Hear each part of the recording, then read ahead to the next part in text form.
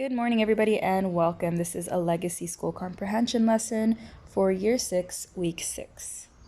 So for this lesson, all you'll need are your comprehension booklets from pages 21 to 24 or comprehension sheet 6. So let's go ahead and start. So today our passage is from Percy Jackson and the Singer of Apollo by Rick Riordan. I know what you're going to ask. Percy Jackson, why are you hanging from Times Square billboard? Percy Jackson, why are you hanging from a Times Square billboard without your jeans on, about to fall to your death? Good question. You can blame Apollo, the god of music, archery, and poetry. Also the god of making me do stupid quests.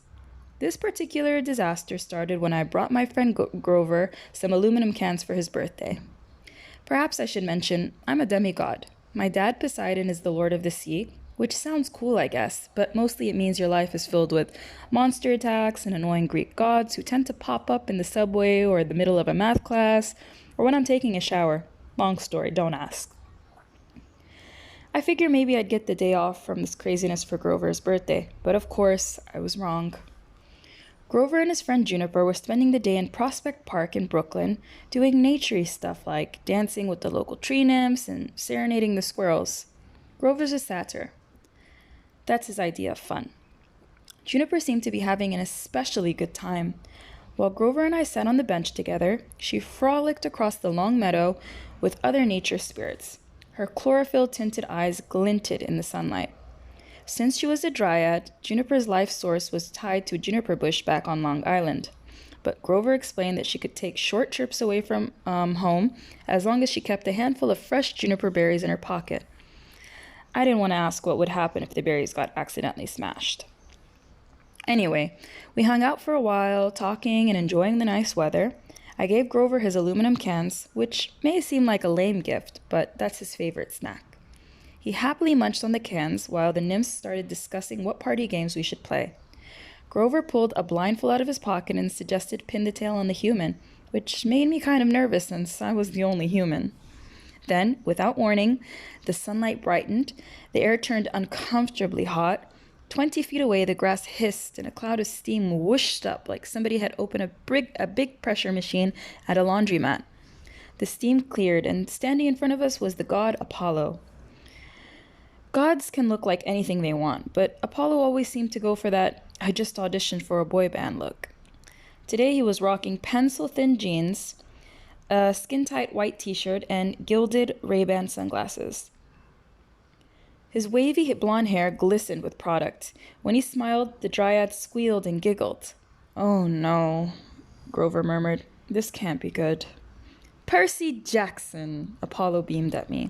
"And, your goat friend?"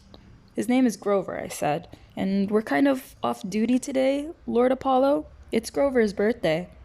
"Happy birthday," Apollo said. "I'm so glad you're taking the day off. That means you two have the time to help me with a small problem." Naturally, the problem was not small. Apollo led Grover and me away from the party so we could talk in private. Juniper didn't want to let Grover go, but she couldn't argue with a god. Grover promised to come back safely. I hope it was a promise he'd be able to keep. When we got to the edge of the woods, Apollo faced us. "Allow me to introduce the Chrysae Celidonis." The god snapped his fingers. More steam erupted from the ground, and 3 golden women appeared in front of us. When I say golden, I mean they were literally gold. Their metallic skin glittered. Their sleeveless gowns were made from enough gilded fabric to finance the bailout. Their golden hair was braided and piled on top of their heads in sort of a classic beehive hairdo. They were uniformly beautiful and uniformly terrifying. I've seen living statues, automatons, before many times. Beautiful or not, they almost always tried to kill me. I took a step back. "What did you say these were? Chrissy, Kelly, something?" "Chrysae Celidonis," Apollo said. "Golden singers. They're my backup band." I glanced over at Grover, wondering if this was some kind of joke. Grover wasn't laughing. His mouth hung open in amazement, as if the golden ladies were the largest, tastiest aluminum cans he had ever seen. I I didn't think they were real. Apollo smiled. Well, it's been a few centuries since I brought them out. If they perform too often, their novelty wears off. They used to live at my temple in Delphi, man. They could rock that place. Now I only use them for special occasions. Grover got teary-eyed. You brought them out for my birthday? Apollo laughed. No, fool. I've got a concert tonight at Mount Olympus. Everyone is going to be there. The 9 Muses are opening, and I'm performing a mix of old favorites and new material.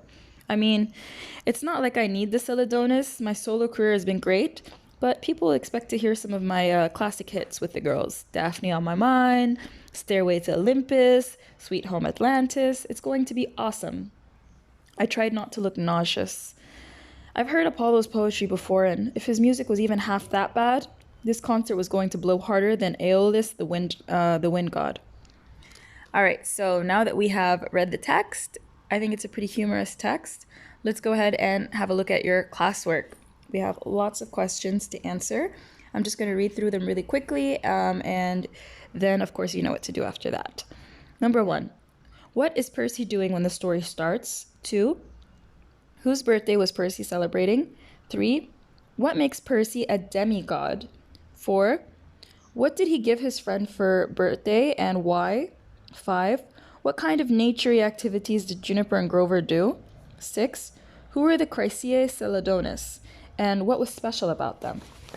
7, where did Apollo usually keep the Chrysae Celadonis?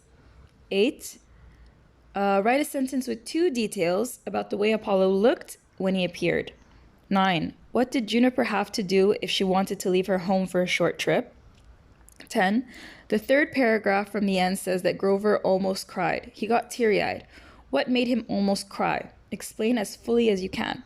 So, did he want to cry because he was sad, or is there another reason that made him teary-eyed? Think about it for a second. Number 11, explain with your own words why Percy says, I tried not to look nauseous in the last paragraph. Do not copy the paragraph. I want you to explain in your own words why Percy was trying not to look nauseous. 12, look at the following passage. The golden ladies were the largest, tastiest aluminum cans he had ever seen. What kind of poetic device or figurative speech is used here?